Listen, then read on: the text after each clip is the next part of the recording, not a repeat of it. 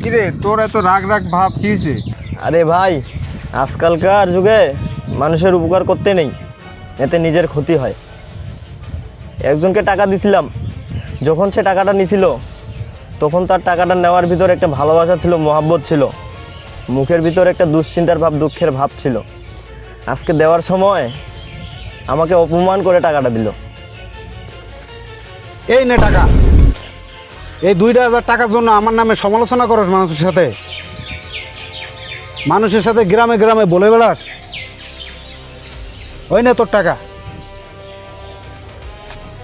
শোন কি হয়েছে আবার? কি হয়েছে? শোন, কি হয়েছে আবার? বলার কি আছে আর? আমি তার কাছে কত পাই? 2,000? না, আমি তো তোর কাছে 2,000 পাই না, আমি তোর কাছে 2 লাখ পাই।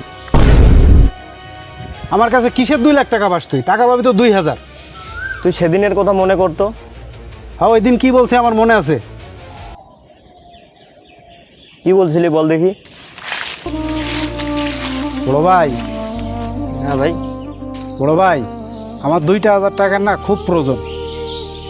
2,000 টাকা আমাকে দেন না?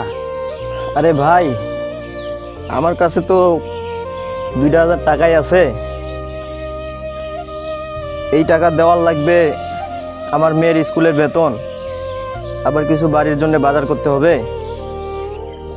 ভাই, আমারও না আজ কয়দিন ধরে বাসায় বাজার নাই, বউ বাচ্চাগুলো না খেয়ে আছে। 2,000 টাকা হলে আমি কিছু বাজার সদাই নিয়ে কয়দিন চলতে পারতাম, কাজ কাম করে আমি আবার টাকা দিয়ে দিতাম ভাই। আরে ভাই, আমার চাইতে তো দেখতেছি তোরই বিপদ বেশি। আচ্ছা নে ধর। ভাই, আপনি যে আমাকে টাকাটা দিয়া কত উপকার করলেন। এই 2,000 টাকা আমার কাছে আজকে 2 লাখ টাকা সমান।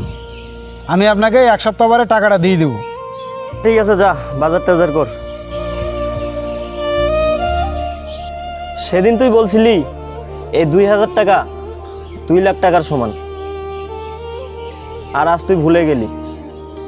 আর সেদিন সেই টাকা চাওয়ার ভিতর তোর ভালোবাসা ছিল, মহাব্বত ছিল। ঠিক আছে, যা যা, তোর আমি মাফ করে দিলাম, তোর জন্য আর না দেখি। শোনো ভাই, আজকালকার যুগে মানুষকে উপকার করলে ওটা মনে রাখে না। কি করে মানুষের উপকার করি বল? যাও ভাই। ঠিক আছে।